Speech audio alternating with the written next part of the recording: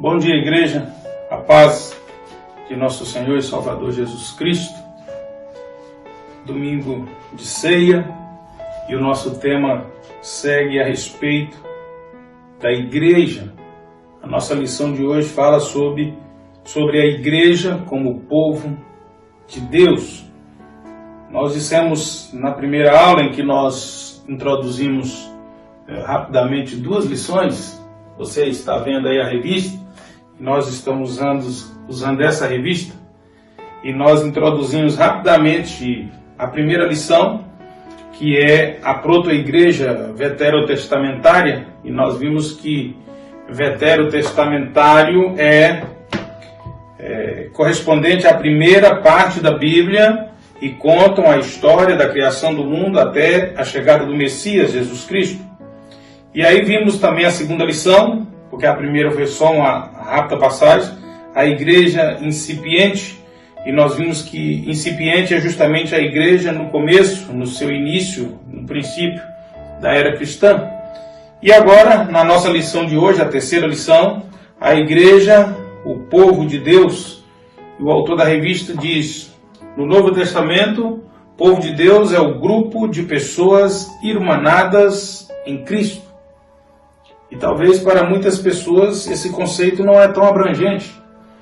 Alguns se limitam a considerar povo de Deus somente os que congregam na sua mesma denominação.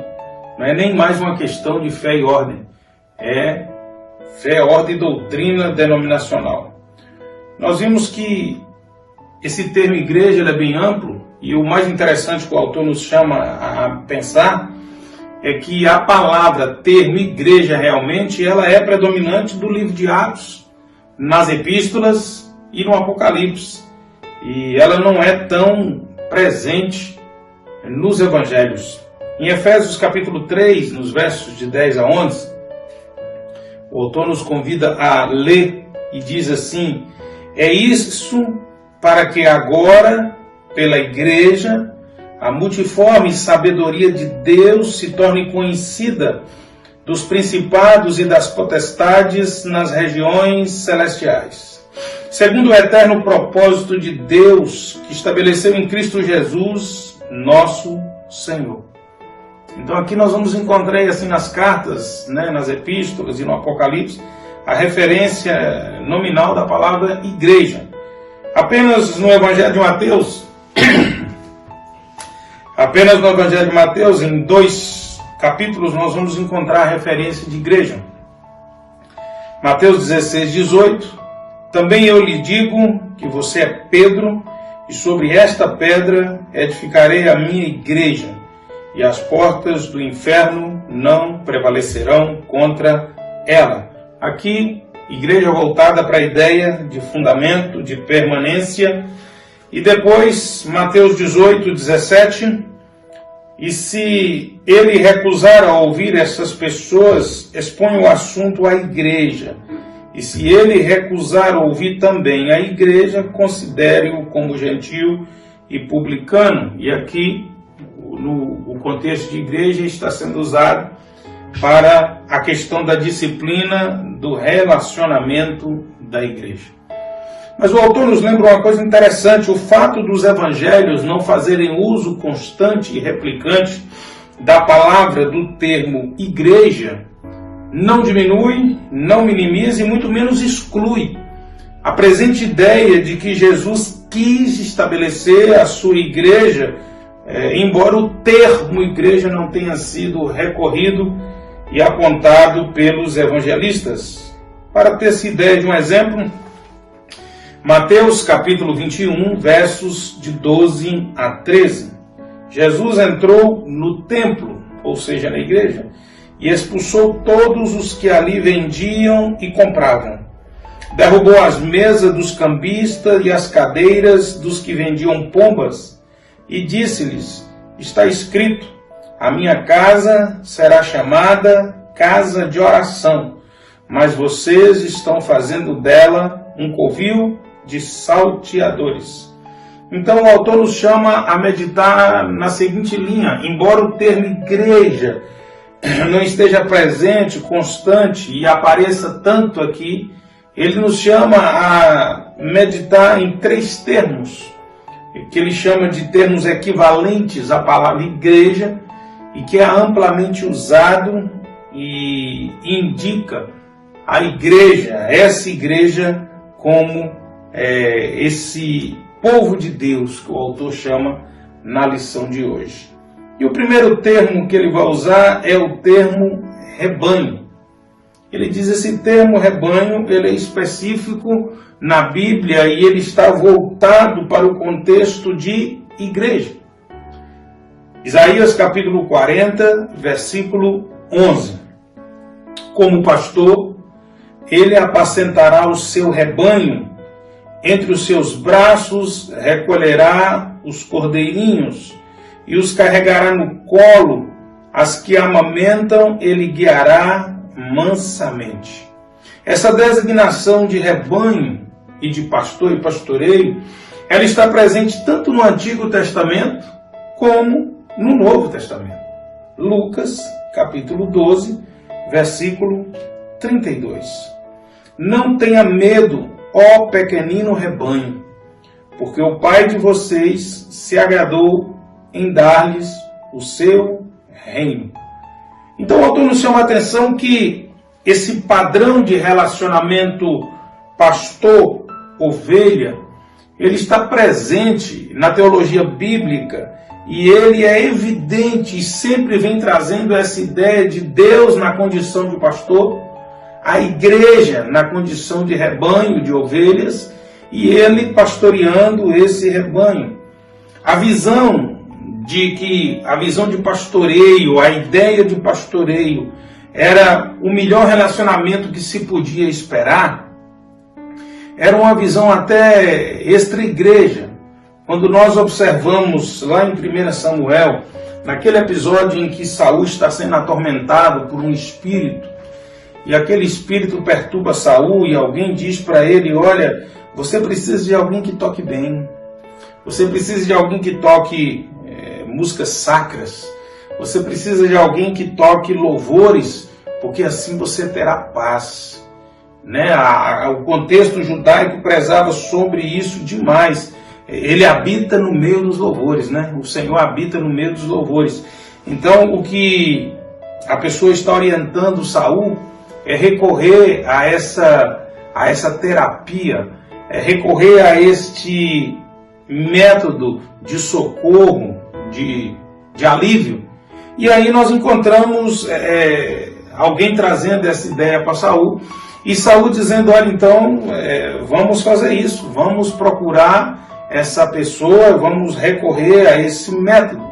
E 1 Samuel 16, de 17 a 19, nos diz isso. E Saul disse aos seus servos, então procurem um homem que saiba tocar bem a harpa e tragam-no para cá.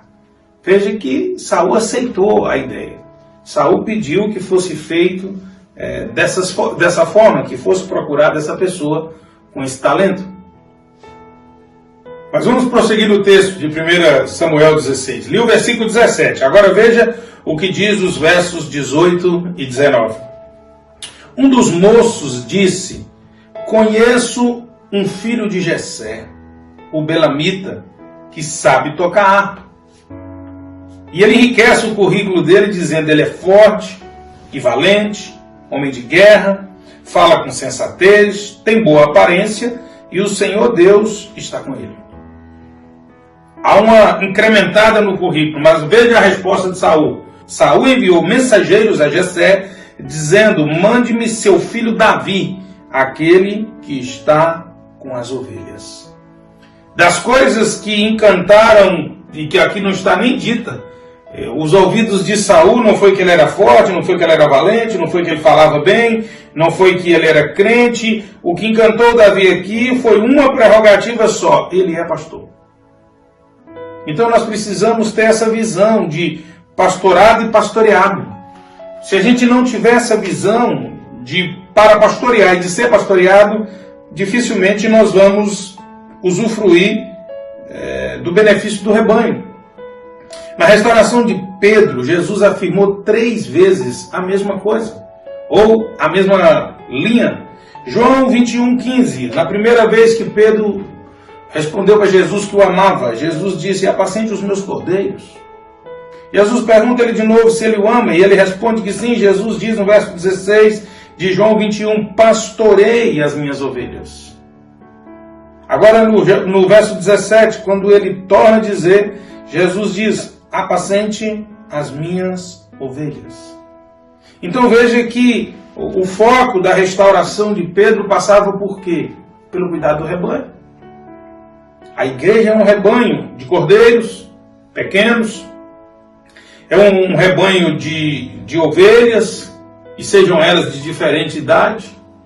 Nós precisamos cuidar, nós precisamos ter essa atenção. O apóstolo Paulo, quando convoca a igreja em Éfeso, conforme o capítulo 20 de Atos, no verso 17, já lá no verso 27 e 29, o apóstolo diz assim: cuidem de vocês mesmos e de todo o rebanho, no qual o Espírito Santo os colocou como bispos, para pastorearem a igreja de Deus, a qual ele comprou com seu próprio sangue.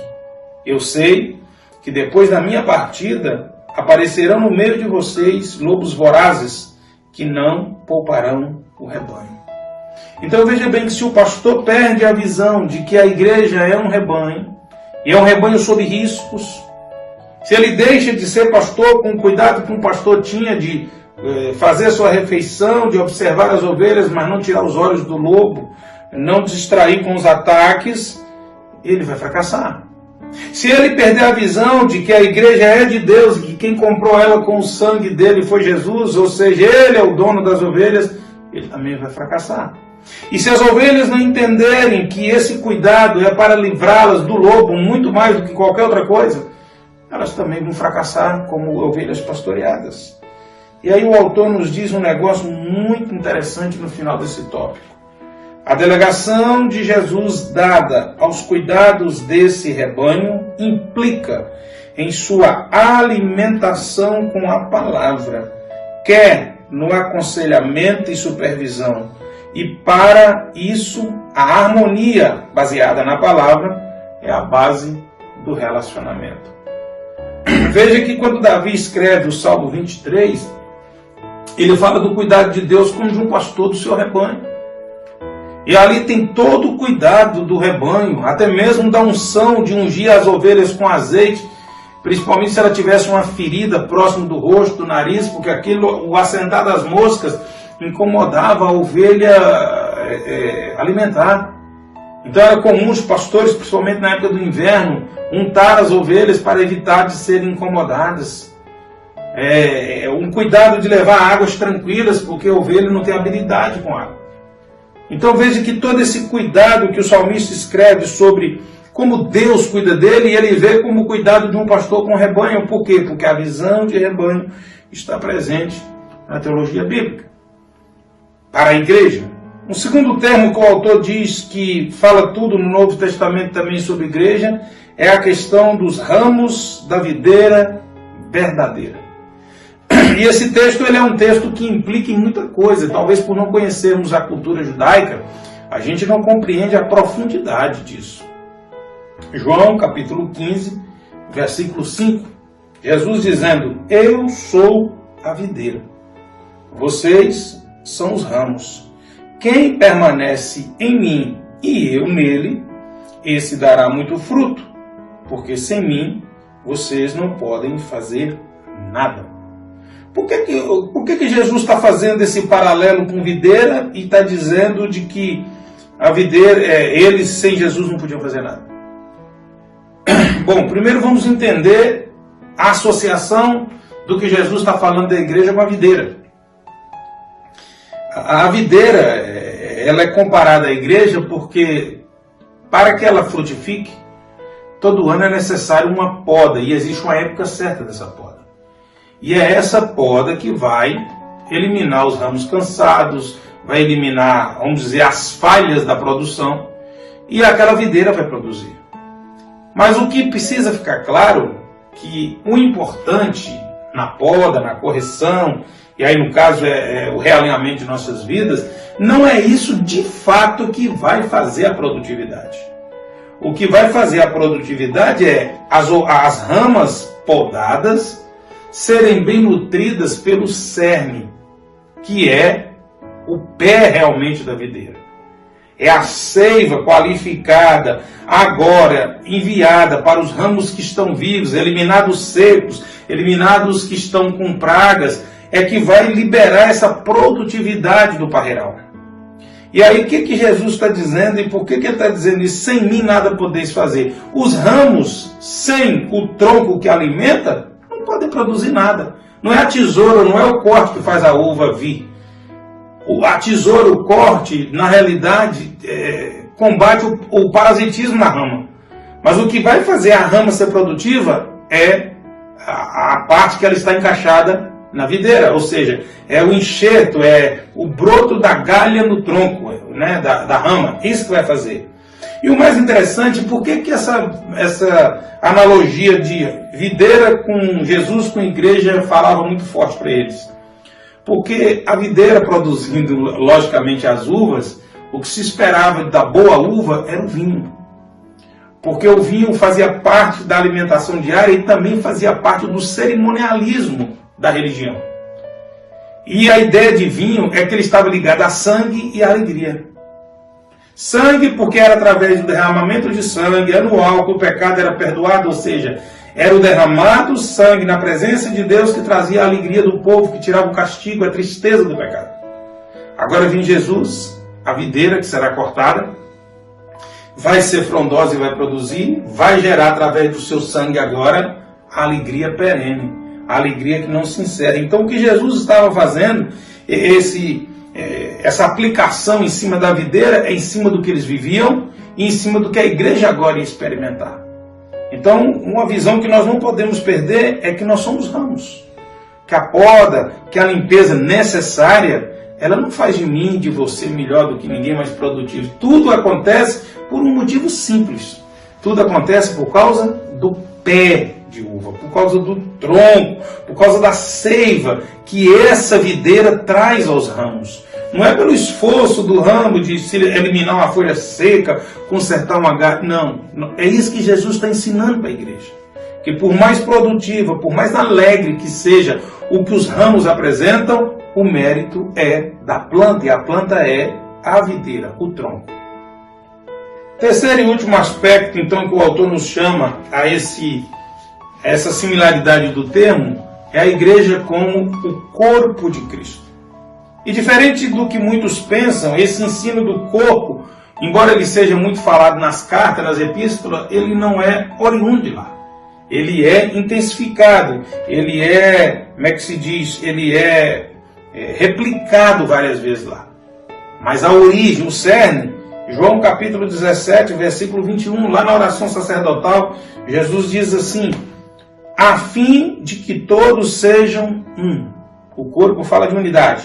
E como tu, ó Pai, estás em mim e eu em ti, também eles estejam em nós, para que o mundo creia que tu me enviaste.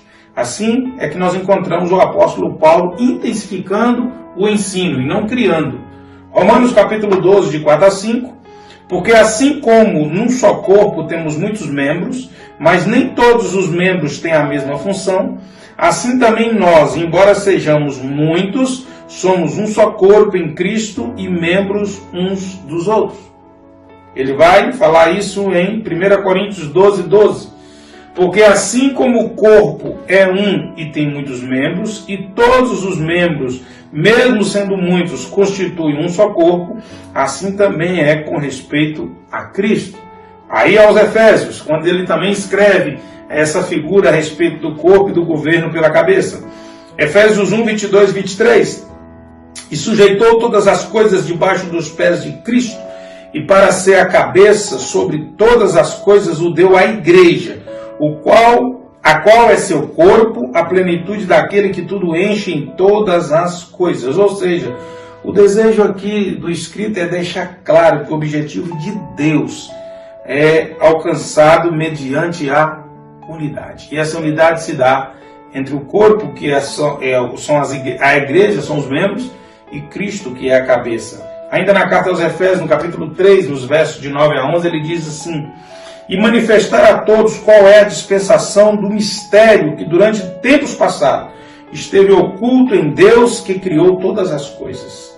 E isso para que agora, pela igreja, a multiforme sabedoria de Deus se torne conhecida dos principados, das potestades, nas regiões celestiais, sendo o eterno propósito que Deus estabeleceu em Cristo, nosso Senhor. Então, querido, isso foi desde o princípio projetado por Deus. Só que isso foi realinhado, vamos assim dizer, por causa do pecado, por um preço muito alto. Que preço foi esse? Tito capítulo 2, versículo 14. Ele deu a si mesmo por nós, a fim de nos remir de toda iniquidade e purificar para si mesmo um povo exclusivamente seu, dedicado à prática de boas obras. Mas diante disso, agora eu pergunto para você, qual é a sua reação se você encontrasse uma perna sozinha andando pela rua? Se você encontrasse uma mãozinha pulando sozinha por aí, como aquela da família Adams, qual é a sua reação? Eu acredito que a grande maioria sairia correndo. A grande maioria sentiria que aquilo é a coisa mais horrível do mundo. Olha, tem uma cabeça andando sozinha. Não, a cabeça não, porque a cabeça é Cristo. Tem uma perna andando sozinha ali, eu vi outro braço. Ninguém consegue admitir isso. Então, querido, isso também vira para nós algo inconcebível, quando a igreja resolve andar numa direção diferente daquela que tem que ser ela ligada ao corpo, um ligado ao outro, ninguém melhor do que ninguém, e todos unidos a Cristo. A mão não compete com o pé, o braço não compete com a perna. Então por que criar essa competição no meio da igreja? Tem uma coisa errada aí, porque não é esse o princípio. Hebreus capítulo 2, de 14 a 18, nos diz assim: visto, pois, que os filhos têm participação comum de carne e sangue, também Jesus igualmente participou dessas coisas, para que por sua morte destruísse aquele que tem poder da morte, a saber, o diabo, e livrasse todos os que pelo pavor da morte estavam sujeitos à escravidão por toda a vida. Pois ele evidentemente não socorre anjos, mas socorre a descendência de Abraão. Por isso mesmo era necessário que em todas as coisas ele tornasse semelhante aos irmãos, para ser misericordioso, fiel, sumo sacerdote nas coisas referente a Deus e para fazer propiciação pelos pecados do povo, pois naquilo que ele mesmo sofreu quando foi tentado, é poderoso para socorrer os que são tentados. Olha que coisa maravilhosa. Agora olha lá na Hebreus, lá na frente, no capítulo 10, nos versos 20 e 21. Pelo novo e vivo caminho que ele nos abriu por meio do véu, isto é, pela sua carne, e tendo um grande sacerdote sobre a casa de Deus. Qual é a casa de Deus? O corpo. O que é o corpo de Deus? É a igreja do Senhor. Seu corpo é a igreja do Senhor. Sua casa é a igreja do Senhor. E aqui diz que ele é o sacerdote grande sobre toda essa casa. Então, querido, não há espaço para que eu seja crente, faça parte da igreja de Jesus e esteja de mão da minha esposa. Não pode dividir o corpo. Esteja de mal do meu pai, da minha mãe, do meu irmão, não tenha relação, esteja competindo, disputando, torcendo pela tragédia, pelo erro, pelo fracasso. Não existe isso. O braço não torce para o pé apodrecer. Ah, tomara que aquele ministério naufrague, tomara que aquele... Não, querido, está errado. A videira não se comporta assim. O rebanho não se comporta assim. Não tem ovelha que dá corpo na outra e joga a outra dentro do rio para afogada. Não existe isso. Pelo contrário, as ovelhas se alinham, uma berra mais para ir a outra, vai transmitindo pelos mugidos, né, pelos balidos, e vai transmitindo, e o rebanho vai se alinhando e seguindo o pastor. Assim também não pode ser o corpo.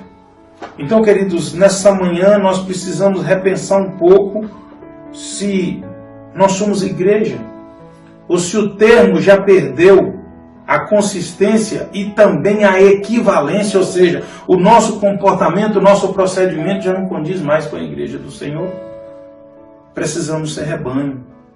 Precisamos ser pastoreados, precisamos ser pastores. Precisamos ser ramos vivos da videira. E precisamos ser corpos ligados, membros que se importam do dedinho, da unha do dedinho até o pescoço. E não perder a cabeça, ou seja, não perder a direção, não perder a condução, não perder a condição do corpo estar vivo. Sabemos que quando é decretado morte cerebral não há esperança mais para o corpo. Então, meu querido, quando a cabeça não está ligada no corpo, o corpo está morto. Pense nisso nessa manhã, viva isso e que o Senhor te abençoe. Que o Senhor faça com que você seja um corpo, com seu irmão, com a sua irmã, com seu marido, com a sua esposa, com seus filhos, que como igreja nós possamos e precisamos viver e vivenciar essa realidade em nome de Jesus. Antes de orar pela sua vida e abençoar mais uma vez, eu quero só lembrar você que nesse domingo nós temos a ceia do Senhor. Se você não conseguiu agendar, se você não pode estar no templo também, prepare pão, prepare suco de uva, prepare os elementos, acompanhe a celebração então remotamente ou pela transmissão ao vivo no YouTube, no Instagram ou através da transmissão nos grupos, mas não deixe de cear, não deixe de participar. Amém? Que Deus te abençoe. Eu quero orar pela sua vida agora. Meu Deus e meu Pai que está no céu, toma nas tuas mãos agora teu filho, tua filha, que nessa manhã está ouvindo a palavra do Senhor. Meu Deus, em nome de Jesus, que nós como igreja jamais percamos essa visão de que somos o rebanho do Senhor e estamos debaixo do pastoreio do Senhor e ele é feito através da orientação, do alimento que vem da tua palavra. Que não percamos a visão de que somos ramos enxertados na videira e que precisamos produzir, e que para produzir não podemos nos distrair quanto à poda, aquilo que precisa ser eliminado, que atrapalha a produtividade nossa como videiras que produz para o Senhor. E também, Deus, que como corpo de Cristo, nós sejamos verdadeiramente unidos e dirigidos por aquele que é o cabeça, Cristo Jesus, nosso Senhor. Assim nós pedimos todas essas coisas nessa manhã, com perdão de nossos pecados, em nome de Jesus. Amém? Que Deus te abençoe, bom domingo a todos e até logo mais no culto, ou pela transmissão, ou na igreja no culto presencial, em nome do Senhor Jesus.